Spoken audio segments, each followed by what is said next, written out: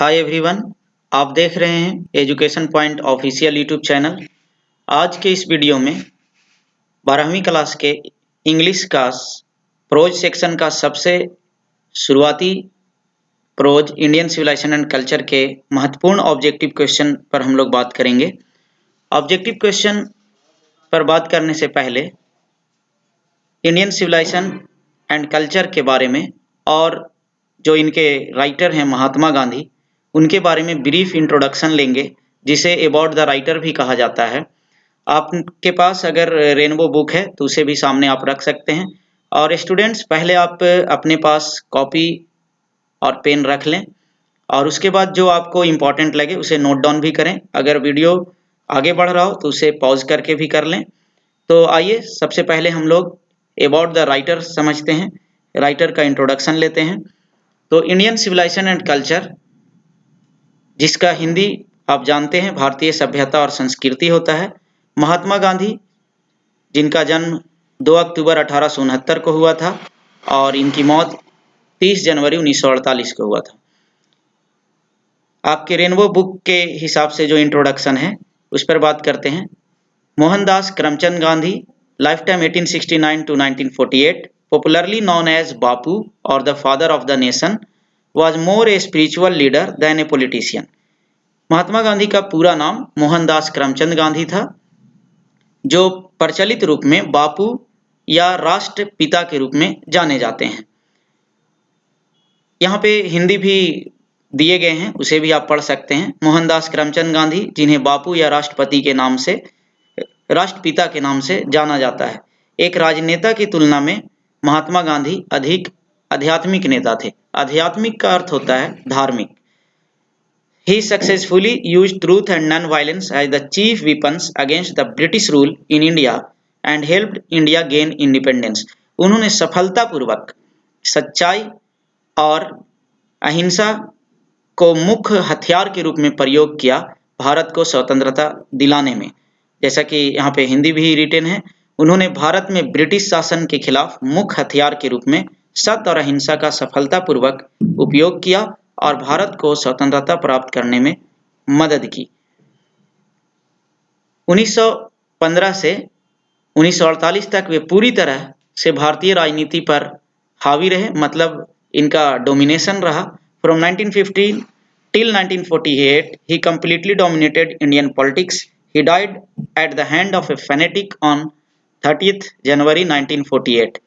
Means 1915 से 1948 तक वे पूरी तरह से भारतीय राजनीति पर हावी रहे। 30 जनवरी 1948 को एक कट्टरपंथी के हाथों उनकी मृत्यु हो गई, यानी मौत हो गई, उनकी हत्या की गई थी। His autobiography, My Experiment with Truth, and the numerous articles that he wrote for Young India and the speeches that he delivered on different occasions reveal him not only as an original thinker but also as a great master of chaste idiomatic English। उनकी जो autobiography है, आत्मकथा, ये हमेशा board के question में आते रहता है कि what is the name of the autobiography of Mahatma Gandhi. Then you have to remember this, the autobiography of Mahatma Gandhi is known as my experiment with truth. उनकी आत्मकथा का नाम है माय एक्सपेरिमेंट विथ ट्रूथ और उन्होंने ढेर सारे आर्टिकल्स युवा भारत के लिए लिखा है और कई स्पीच भी अलग अलग अवसर पर उन्होंने दिए हैं, जो प्रकट करता है कि वो एक वास्तविक सोचने वाले थे, समझने वाले थे, विचारकर्ता थे और वे पवित्रता में विश्वास करते थे। आइडियोमेटिक इंग्लिश, मुहावरे वाले इंग्लिश में भी वे मास्टर थे। In the extract Indian civilisation and culture, Gandhi ji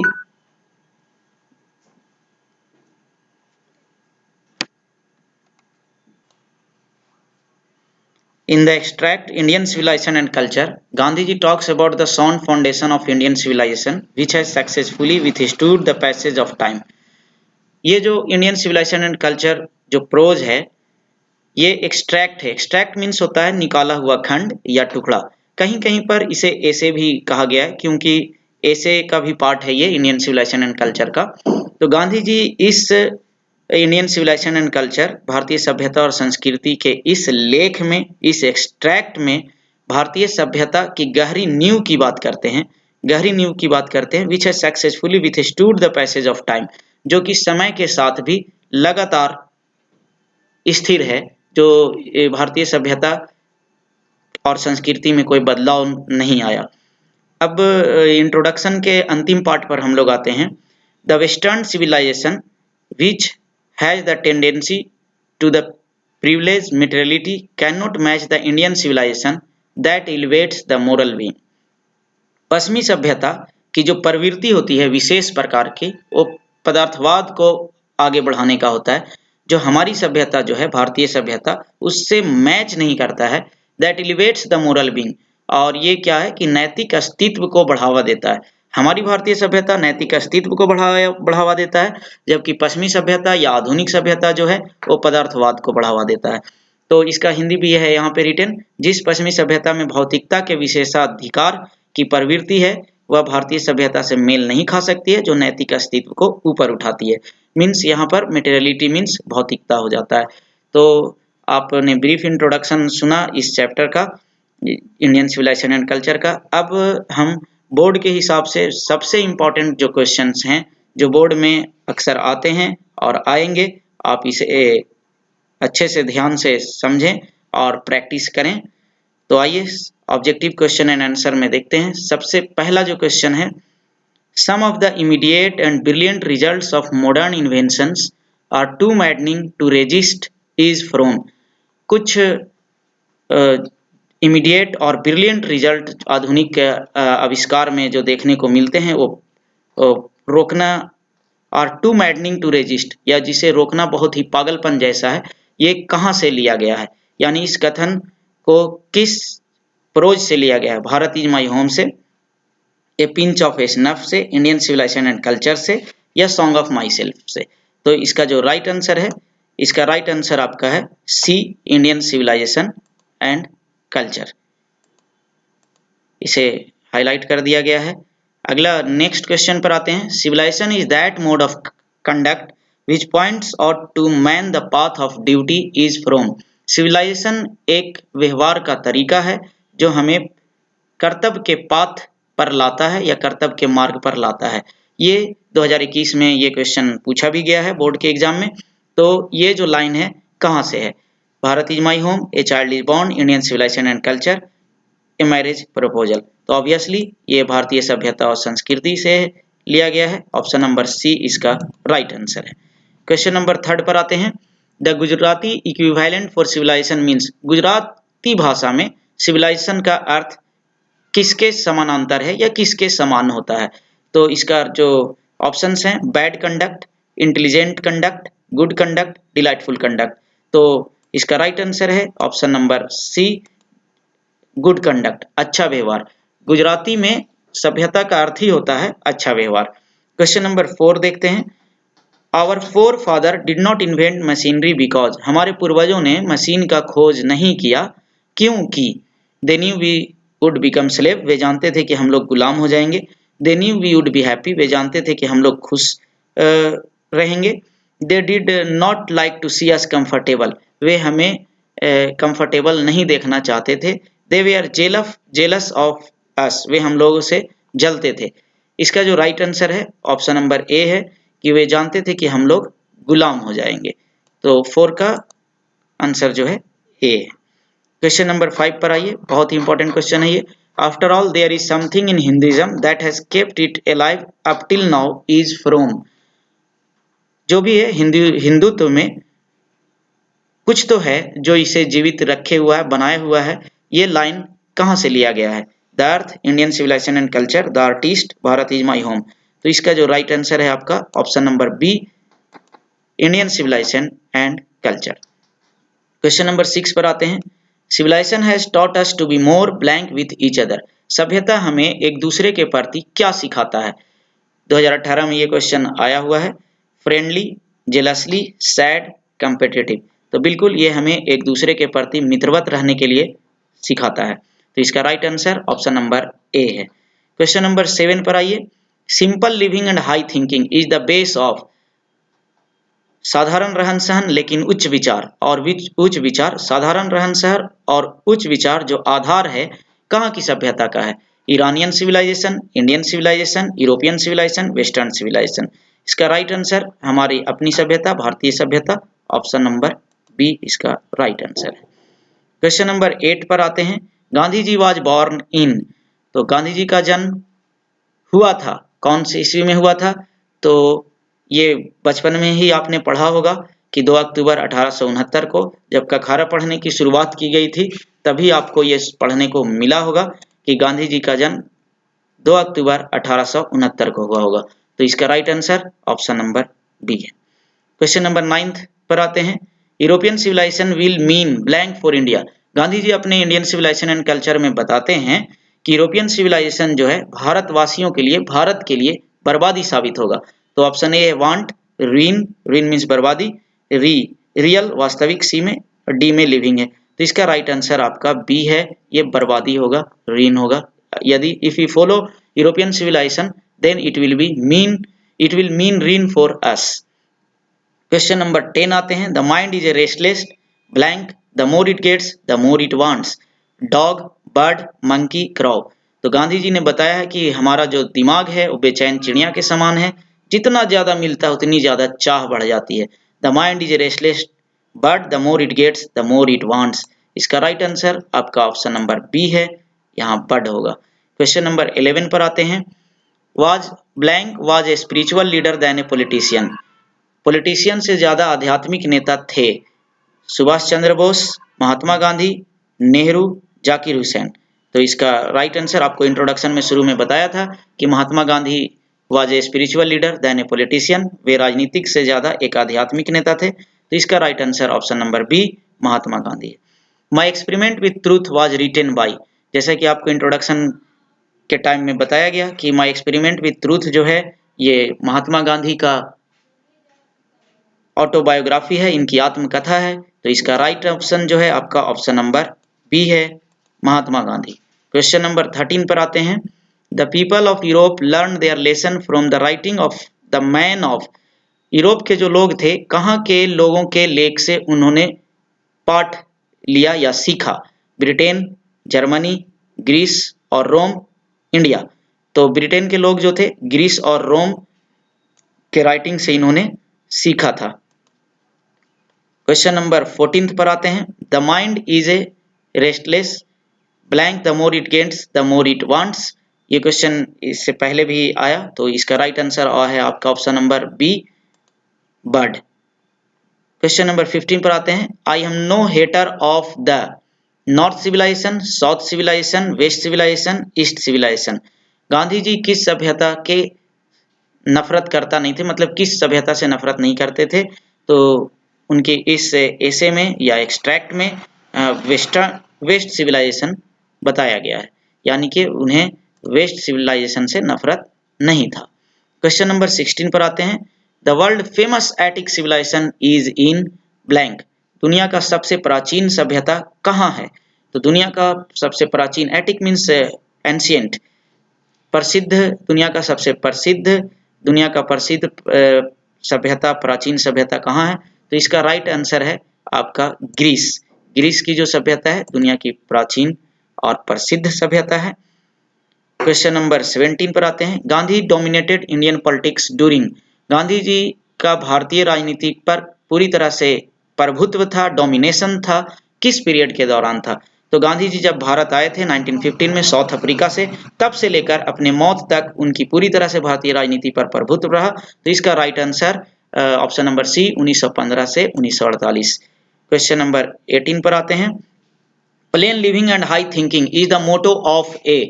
plane living मतलब साधारण रहन सहन लेकिन उच्च विचार, ये मोटो किसका है? Western philosopher, American philosopher, northern philosopher, Asian philosopher.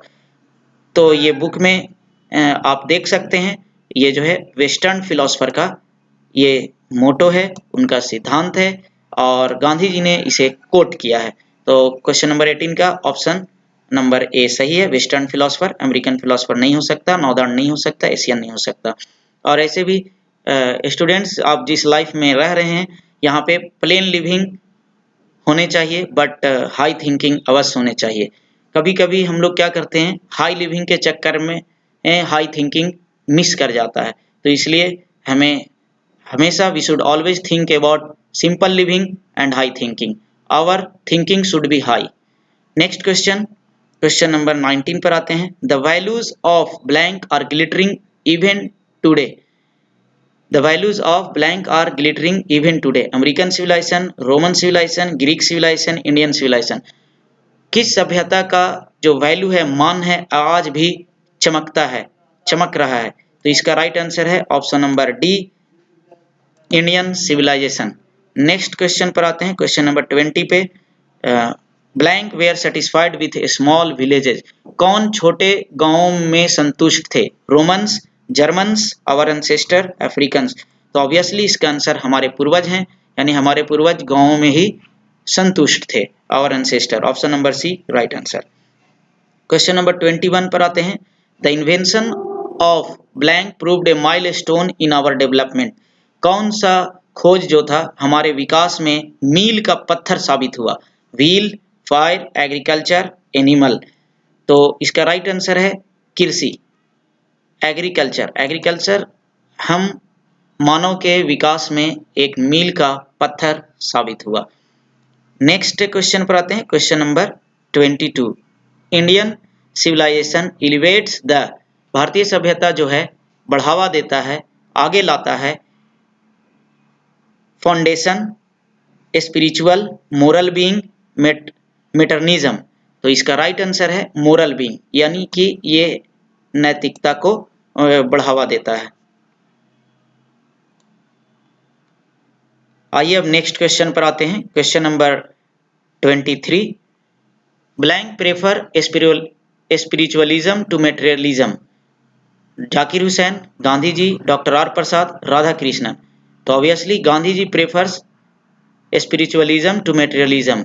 Gandhi ji materialism की अपेक्षा स्पिरिचुअलिज्म को पसंद करते थे।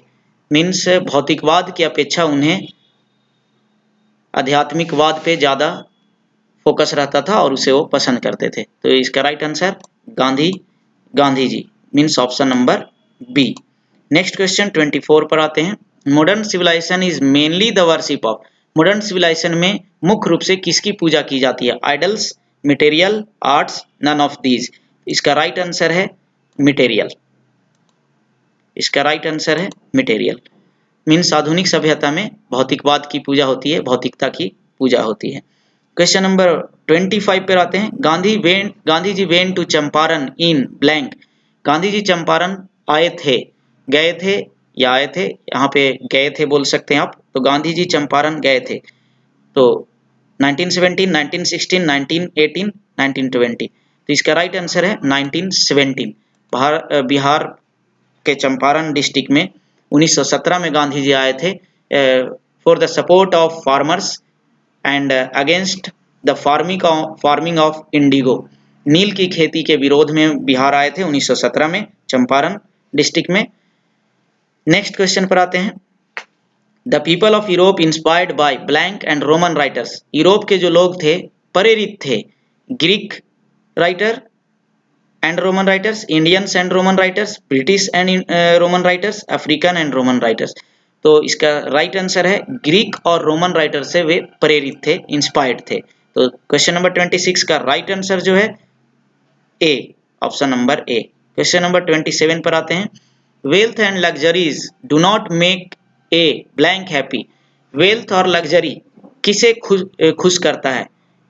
Dog, man, bird, lion. Wealth and luxury do not make a man happy. मतलब वेल्थ और लग्जरी किसे खुश नहीं करता है? तो एक इंसान को खुश नहीं करता है। ये गांधी जी के विचार हैं और इंडियन सिविलाइजेशन एंड कल्चर में इसे बताया गया है कि wealth and luxury do not make a man happy. तो इसका राइट आंसर बी है। क्वेश्चन नंबर 28 पर आते हैं। The western civilization has the tendency to privilege paternity, morality, materiality, none of these. पश्चिमी सभ्यता जो है उसकी जो विशेष प्रवृत्ति है जिसका झुकाव जो है पैटर्निटी की तरफ, मोटरिटी की तरफ, मटेरियलिटी की तरफ, नन ऑफ दीज। तो इस प्रकार का क्वेश्चन पीछे भी आपको बताया गया। तो डेफिनेटली ये जो है भौतिकवाद की तरफ इसका झुकाव है, टेंडेंसी है, प्रवृत्ति है इसकी। Next question 29। ये क्वेश्चन भी कई बार पूछा जा चुका है बोर्ड के एग्जाम में। Feroz ruled ancient blank. Feroz जो थे प्राचीन शासक थे ये, जिसे फिरौन भी कहा जाता है। तो ये इजिप्ट मिस्र के प्राचीन शासक थे। Pharaohs ruled ancient Egypt. तो इसका राइट आंसर है option number A. Question number next पर आते हैं 30। Our forefathers did not invent machinery because, हमारे पूर्वजों ने मशीन की खोज नहीं की थी क्योंकि these have made up pride, these would have made us lazy, these would have made us smart, none of these। पहला ऑप्शन है ये हमें गौरवान्वित बनाता है या बनाया। these would have made us lazy, ये हमें गुलाम बना देगा, ये हमें स्मार्ट बना देगा। तो इसका राइट आंसर है these would have made us lazy। हमारे पूर्वजों ने मशीनों का खोज नहीं किया क्योंकि ये हमें गुलाम बना देंगे। Option number B right answer. Next है आपका question number 31। Pharaohs were ruler of ancient blank. Pharaohs जो थे, फिरौन कहाँ के प्राचीन शासक थे? Egypt, Russia, India, Nepal.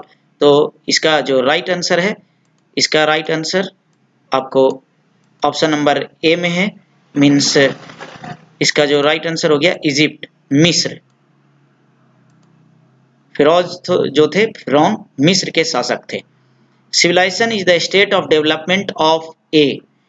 सभ्यता जो है वो एक विकास की अवस्था है, किसकी? जानवर की, बर्ड पक्षियों की, पीपल लोगों की, इनमें से किसी की नहीं। तो डेफिनेटली ये सभ्यता जो है निशानी है डेवलपमेंट लोगों की, इंसान की। तो इसका राइट आंसर जो है people. Civilization is the state of development of a people. Question number next पर आते हैं 33। Indian civilisation and culture is an extract, story, speech, drama.